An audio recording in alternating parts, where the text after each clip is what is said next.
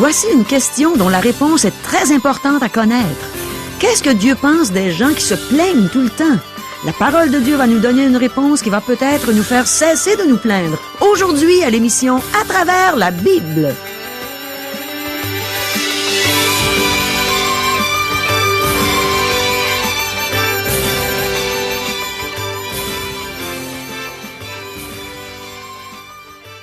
Chers auditeurs, pour en savoir davantage sur le contenu de cette émission, vous pouvez contacter en tout temps Radio Espoir via Internet à www.radioespoir.ca ou par téléphone, sans frais, au 1-877-l'Espoir, 1-877-537-7647.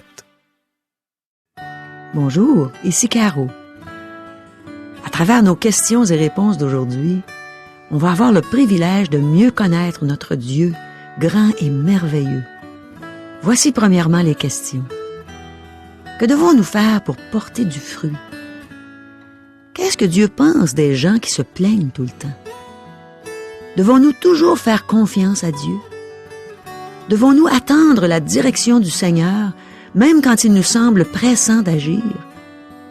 Est-ce que l'incrédulité nous prive de bénédiction? Est-ce que Jésus connaît chacun d'entre nous individuellement? Est-il nécessaire de confier notre vie au Seigneur Jésus? Jésus a dit « Demandez et vous recevrez ». Alors demandons à Dieu de répondre à nos questions par la bouche du pasteur Régent Joly. C'est certain qu'on va recevoir les réponses si on croit qu'il va le faire. Prions. Oh oui Seigneur, on a eu des belles questions pour toi et on est convaincu que tu veux nous en donner la réponse. Alors parle-nous, viens nous instruire aujourd'hui. Fais-toi connaître à nous. Amen. À toi, Régent. Merci, Caro. Ce 20e chapitre du livre des Nombres débute avec le décès de Marie et il termine avec celui d'Aaron. Il nous relate aussi le péché de Moïse ainsi que celui d'Édom. Cependant, c'est un chapitre important puisque c'est dans celui-ci que se terminent les années d'errance dans le désert. Nous portons des fruits lorsque nous servons avec le don que Dieu nous a donné. Voyez-vous, cette section que nous terminons aujourd'hui, celle des chapitres 14 à 20, est la seule qui traite des 40 ans de marche dans le désert, et c'est peu. La Bible ne nous raconte que quelques incidents qui se sont produits pendant ces 40 ans. Israël ne marche pas dans le plan et la volonté de Dieu, et il y a peu à raconter au sujet de ces années. Même si Israël était le peuple choisi par Dieu, il n'a pas porté beaucoup de fruits tant qu'il était hors de la volonté de Dieu. Il en est ainsi pour nous aujourd'hui. Vous et moi ne pouvons pas porter de fruits tant que nous sommes hors de la volonté de Dieu. Si nous ne servons pas dans le corps de Christ, avec les dons que le Saint-Esprit nous a donnés, nous ne sommes pas plus utiles qu'une 5e patte sur une vache. En fait, nous sommes plutôt nuisibles. Chers amis, débutons notre lecture, Nombres chapitre 20, verset 1er. Toute l'assemblée des enfants d'Israël arriva dans le désert de Tsin, le 1er mois, et le peuple s'arrêta à Kadès. C'est là que mourut Marie et qu'elle fut enterrée. Ici, le texte annonce la mort de Marie, la sœur d'Aaron. Mais cela est fait dans un seul verset. Nous ne voyons pas de raison funèbre ni de deuil prolongé. Marie mourut et fut enterrée. Maintenant, le peuple est de retour à Kadès après 38 ans. Il est de retour à son point de départ. Il a erré pendant 38 ans pour aller nulle part. Même si les années d'errance ne furent pas des années de bénédiction pour le peuple, elles nous enseignent de nombreuses leçons. En effet, plusieurs d'entre nous ne sommes pas des pèlerins en marche pour Dieu, mais des pèlerins errants dans ce monde, sans but précis. Versets 2 et 3. Il n'y avait point d'eau pour l'assemblée, et l'on se souleva contre Moïse et Aaron. Le peuple chercha querelle à Moïse. Ils dirent, « Que n'avons-nous expiré, quand nos frères expirèrent devant l'Éternel ?» Bien entendu, ces gens ne désiraient pas vraiment mourir. Personne ne désire mourir, car la mort n'est pas naturelle pour l'homme. Mais le peuple se plaint de nouveau. C'est la 7e fois qu'il se plaint, et cette fois-ci c'est à cause d'une pénurie d'eau. Poursuivons et regardons la suite, versets 4 et 5. « Pourquoi avez-vous fait venir l'assemblée de l'Éternel dans ce désert, pour que nous y mourions, nous et notre bétail? Pourquoi nous avez-vous fait monter hors d'Égypte, pour nous emmener dans ce méchant lieu? Ce n'est pas un lieu où l'on puisse semer, et il n'y a ni figuier, ni vigne, ni grenadier, ni de l'eau à boire. » Le peuple est de retour à Kadès, où il s'est déjà rébellé. De nouveau, il se plaint plutôt que de faire confiance à Dieu. Ils sont à proximité du pays où coule le lait et le miel, mais ils ne s'y trouvent pas encore. Qu'importe où vous êtes, ou qui vous êtes en tant qu'enfant de Dieu, vous devez reconnaître que vous n'y êtes pas en permanence. Nous sommes tous des pèlerins sur cette terre. Nous ne serons jamais à un endroit pour bien longtemps, donc ne perdons pas notre temps à nous plaindre. Verset 6. Moïse et Aaron s'éloignèrent de l'assemblée pour aller à l'entrée de la tente d'assignation. Ils tombèrent sur leur visage, et la gloire de l'Éternel leur apparut. Les chrétiens qui se plaignent ne plaisent pas à Dieu. Remarquez que chaque fois que le peuple se plaint, la gloire de Dieu apparaît. Leur attitude déplaisait à Dieu. Nous devrions nous rendre compte que si nous sommes des chrétiens pleurnichards qui se plaignent toujours, Dieu n'aime pas notre attitude. Cela est vrai. Qui que nous soyons, quoi que nous fassions. Versets 7 et 8. L'Éternel parla à Moïse et dit, « Prends la verge et convoque l'assemblée, toi et ton frère, Aaron. Vous parlerez en leur présence au rocher, et il donnera ses eaux. Tu feras sortir pour eux de l'eau du rocher, et tu abreuveras l'assemblée et leur bétail. » Cette verge devait être celle d'Aaron placée dans l'arche. Dieu leur demande de parler au rocher. Il y a plusieurs années, ce rocher, qui est une image de Christ, avait déjà été frappé, et de l'eau en avait jailli. Nous l'avons vu au chapitre 17 du livre d'Exode. Le rocher n'a besoin que d'être frappé une seule fois. Donc, Dieu demande à Moïse et à Aaron de simplement lui parler. Versets 9 et 10. Moïse prit la verge qui était devant l'Éternel, comme l'Éternel le lui avait ordonné. Moïse et Aaron convoquèrent l'assemblée en face du rocher. Et Moïse leur dit, « Écoutez donc, rebelles, est-ce de ce rocher que nous vous ferons sortir de l'eau? » Maintenant, ce n'est plus seulement le peuple qui se plaint, mais Moïse aussi. J'ai de la sympathie pour lui. Il guide ce peuple depuis 40 ans et il doit être épuisé. Moïse oublie que ce n'est pas lui qui fera sortir l'eau du rocher. C'est la puissance divine qui fera jaillir l'eau. Moïse et Aaron devaient comprendre que ce rocher est une image du Seigneur Jésus-Christ. Moïse a perdu patience et il a posé un geste qu'il n'aurait pas dû. En conséquence, il ne pourra pas entrer dans la terre promise. Verset 11. Puis Moïse leva la main et frappa 2 fois le rocher avec sa verge. Il sortit de l'eau en abondance, l'assemblée but et le bétail aussi. Certaines personnes affirment que l'erreur de Moïse fut d'avoir frappé le rocher 2 fois. Mes amis, il n'avait pas à frapper ce rocher. Celui-ci avait déjà été frappé. Il est une image du Seigneur Jésus-Christ que nous retrouvons dans plusieurs textes du Nouveau Testament, entre autres 1 Corinthiens chapitre 10, verset 4. Christ a souffert pour les péchés une seule fois. Son sacrifice ne fut jamais répété. Dieu enseignait cela au peuple en employant l'image du rocher. Moïse aurait dû protéger cette image en obéissant à Dieu. Dieu lui avait clairement demandé de parler au rocher. C'est tout ce qu'il avait à faire. Malheureusement, Moïse n'a pas obéi. Ce détail est important, puisque le rocher est une image du Seigneur Jésus-Christ. Je vous en fais la lecture de ce texte de 1 Corinthiens chapitre 10, versets 1 à 4. Frères, je ne veux pas que vous ignoriez que nos pères ont tous été sous la nuée, qu'ils ont tous passé au travers de la mer, qu'ils ont tous été baptisés en Moïse dans la nuée et dans la mer, qu'ils ont tous mangé le même aliment spirituel et qu'ils ont tous bu le même breuvage spirituel, car ils buvaient à un rocher spirituel qui les suivait, et ce rocher était Christ.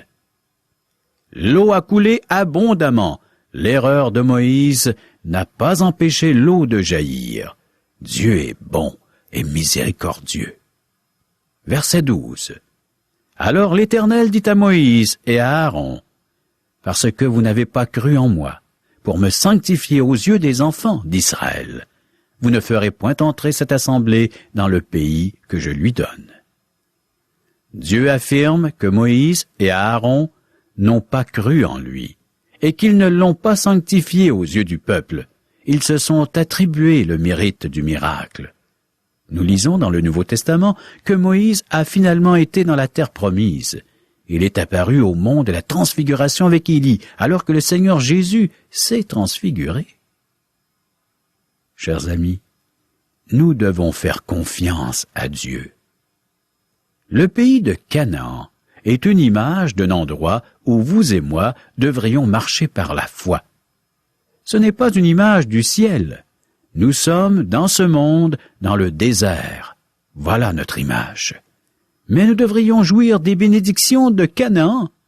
Cela vient, comme nous le verrons dans le livre de Josué, par la mort et la résurrection du Seigneur Jésus.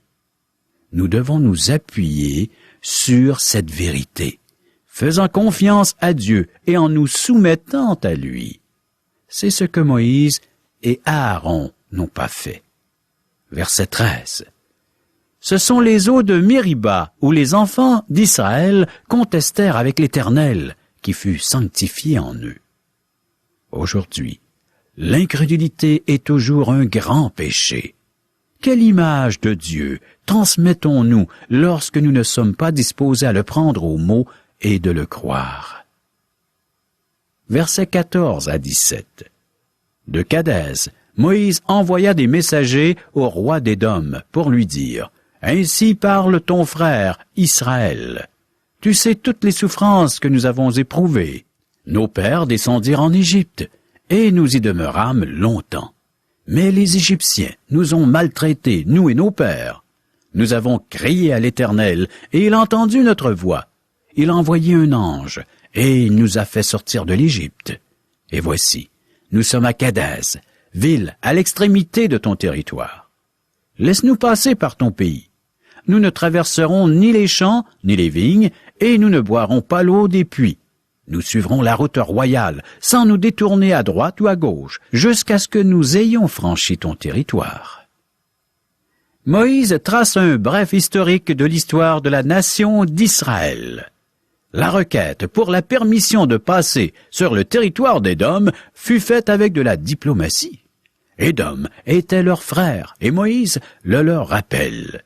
Édom a péché en refusant à Israël la permission de passer. Verset 18. Édom lui dit, « Tu ne passeras point chez moi, sinon je sortirai à ta rencontre avec l'épée. » Les enfants d'Israël ont rappelé à Édom qu'ils avaient leurs enfants et leurs troupeaux, et qu'ils désiraient seulement traverser le territoire d'Édom. Israël a promis de ne rien toucher de ce qui appartient à Édom. Versets 19 à 22. Les enfants d'Israël lui dirent, « Nous monterons par la grande route, et, si nous buvons de ton eau, moi et mes troupeaux, j'en paierai le prix. Je ne ferai que passer avec mes pieds, pas autre chose. » Il répondit, « Tu ne passeras pas. » Et Édom sortit à sa rencontre avec un peuple nombreux et à main forte. Ainsi Édom refusa de donner passage à Israël par son territoire, et Israël se détourna de lui. Toute l'assemblée des enfants d'Israël partit de Kadès et arriva à la montagne de Hor. Il faut attendre la direction du Seigneur. car maintenant les enfants d'Israël doivent faire un détour qui n'aurait pas été nécessaire si Édom les avait laissés passer. Cependant, je pense que Moïse a commis une erreur. Moïse aurait dû suivre la nuée. Il n'avait pas à s'inquiéter de quoi que ce soit. Dieu l'aurait guidé.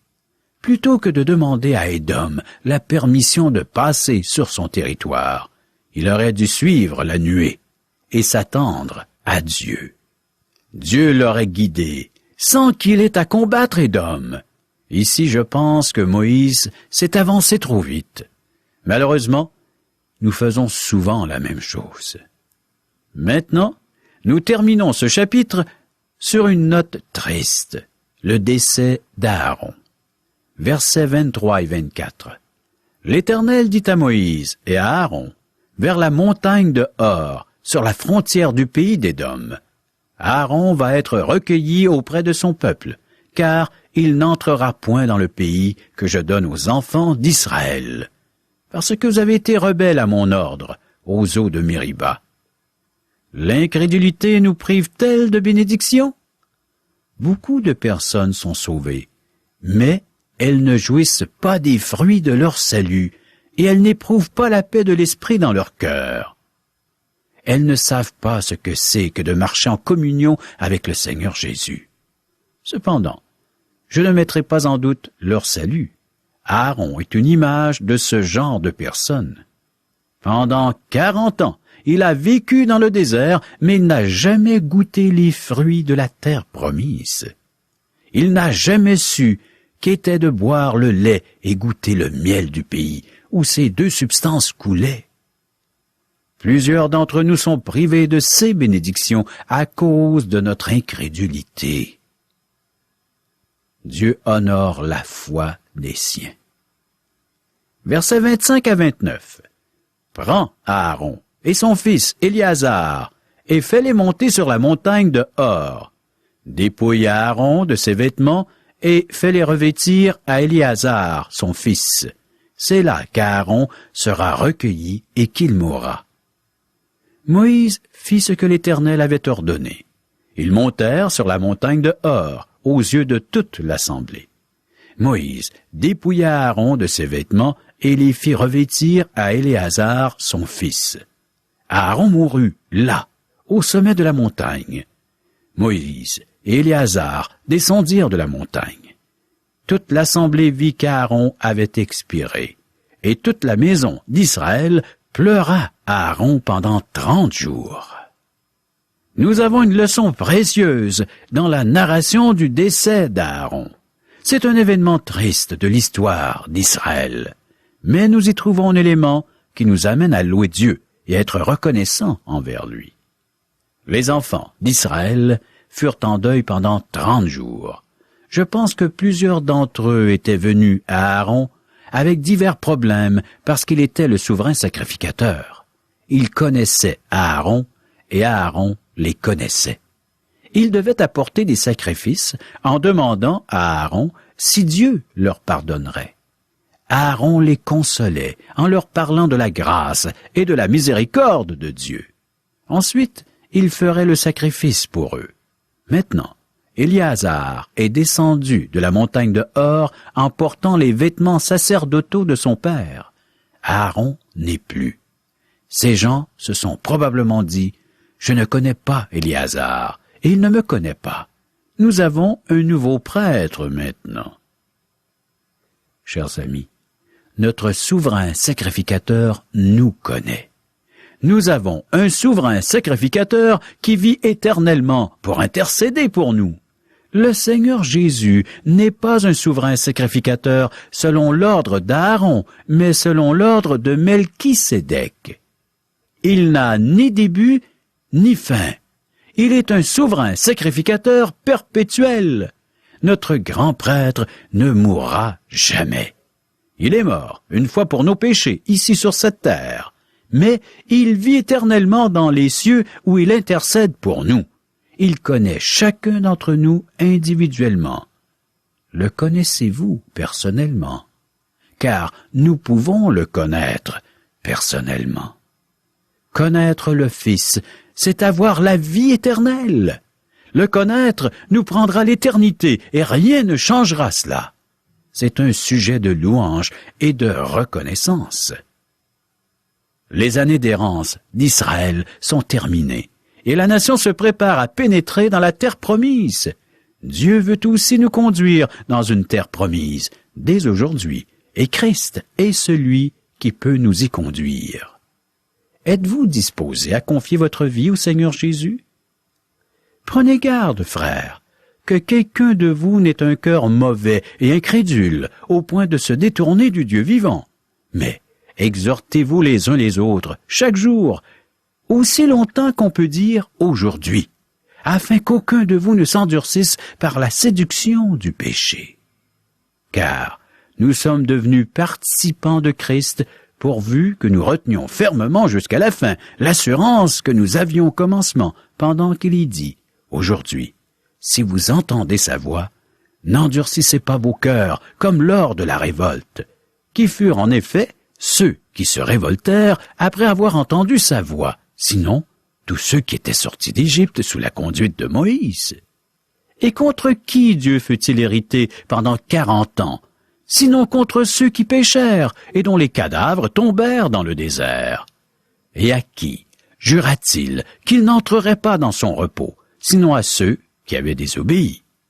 Aussi, voyons-nous qu'ils ne purent y entrer à cause de leur incrédulité?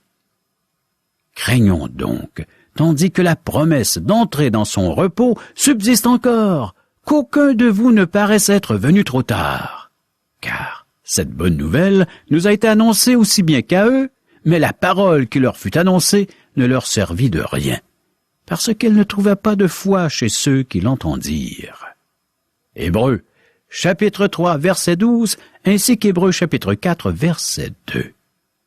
Mes amis, qu'en est-il de vous? Êtes-vous entrés dans le repos de Dieu? Jésus a dit, « Venez à moi, vous tous qui êtes fatigués et chargés, et je vous donnerai du repos. Prenez mon joug sur vous et recevez mes instructions, car je suis doux et humble de cœur, et vous trouverez le repos pour vos âmes, car mon joug est doux et mon fardeau léger. » Citation de l'Évangile selon Matthieu, chapitre 11, versets 28 à 30. Mes amis, marchez-vous en communion intime avec notre Seigneur Jésus-Christ. Dieu s'est engagé à pourvoir aux besoins de tous les siens. Il a un plan pour la vie de tous les croyants. Il est disposé à nous bénir et à nous guider si nous nous approchons couverts par le sang de Christ. C'est en cultivant une communion intime avec le Seigneur au moyen de la parole et de la prière qu'il nous guide. Nous apprenons à lui faire confiance et nous trouvons du repos pour nos âmes. Votre vie chrétienne est-elle un chapelet de déceptions et d'échecs? Se pourrait-il que vous n'ayez jamais vraiment fait confiance à Dieu et vous ayez décidé de combler vos besoins en empruntant des voies hors de la parole de Dieu, hors du plan de Dieu pour votre vie? Quel est votre engagement envers ce Dieu, envers Jésus-Christ, votre Sauveur et Seigneur? Quelle foi avez-vous? Quel genre de confiance avez-vous placé en Dieu?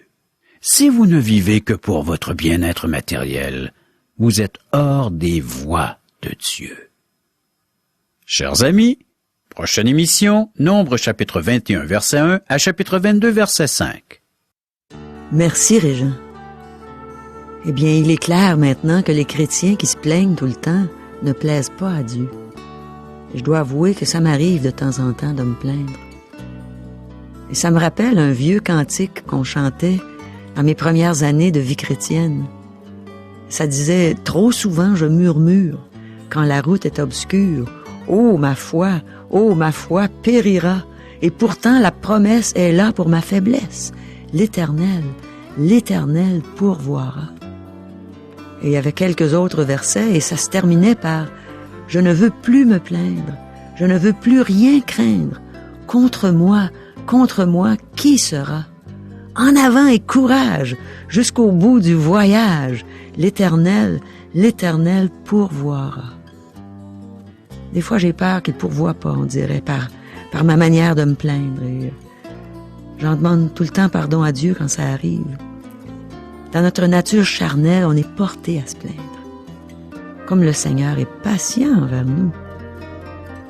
Ça m'est arrivé dans des situations pénibles de dire « Seigneur, je ne suis plus capable, c'est trop pour moi. » Puis j'avais tort. Dieu ne nous envoie jamais une épreuve qui soit au-delà, au-dessus de nos capacités.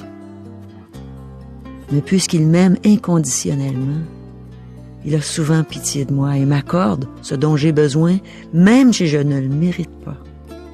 Mais tôt ou tard, il me fait voir mon péché. Je lui demande sincèrement pardon et je sais qu'il me pardonne. Mon ami, connais-tu le pardon de Dieu? As-tu reçu son pardon pour tes péchés? Savais-tu que c'est pour toi que personnellement Jésus est mort sur la croix? Eh bien oui, c'est pour toi. C'est pour moi qu'il s'est laissé mettre une couronne d'épines sur la tête, qu'il s'est laissé cracher au visage, qu'il a reçu des coups de poing, des coups de fouet, qu'il s'est laissé crucifier par sa propre créature. Oui, Jésus, le créateur de l'univers, mon créateur, ton créateur, est mort sur la croix pour payer la dette de nos péchés. Puis il s'est pas plaint. Il a pas dit « Oh Seigneur, pourquoi mon Père, est-ce que tu me fais tout ça? » Il savait qu'il mourrait pour nos péchés. Et souvent, à des moments où les gens lui ont posé toutes sortes de questions méchantes, il a gardé la bouche fermée. Il n'a pas riposté. Il s'est laissé faire. L'agneau de Dieu. Il s'est laissé faire comme un petit agneau qui va à l'abattoir. Il ne dit pas un mot, il se laisse prendre, il se laisse mettre à mort. Jésus s'est laissé mettre à mort pour toi, sans se plaindre. Il a tout accompli parce qu'il t'aime. Et en ce moment, il te dit, je t'aime d'un amour éternel. Je veux t'avoir pour moi. Laisse de côté toutes tes pensées et viens à moi. Laisse-moi te sauver. Laisse-moi te prendre dans mes bras. Laisse-moi te consoler. Laisse-moi te donner ce beau cadeau que je veux te faire. Laisse-moi te donner la vie éternelle.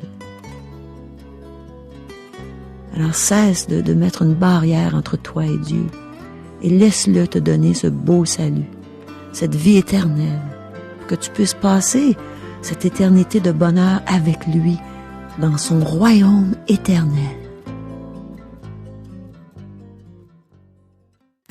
Caro, nous invitons les auditeurs à assister à un merveilleux déjeuner de l'espoir.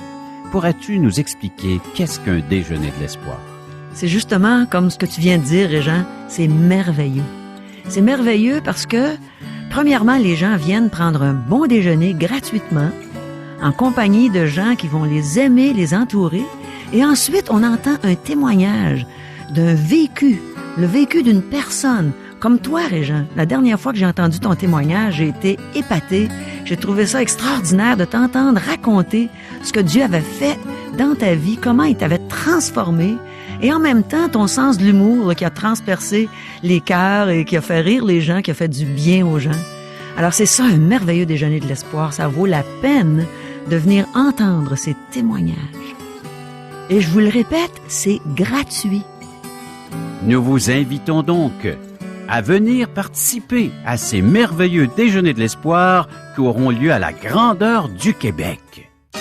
Comment faire pour savoir où auront lieu ces déjeuners? Vous pouvez nous rejoindre par téléphone 1-877-L'Espoir, 1-877-537-7647 ou via courriel à www.radioespoir.ca ou à notre adresse postale. Radio Espoir, casier postal 34 Charlebourg, province de Québec, le G1G 6P2. Au revoir. Bye bye.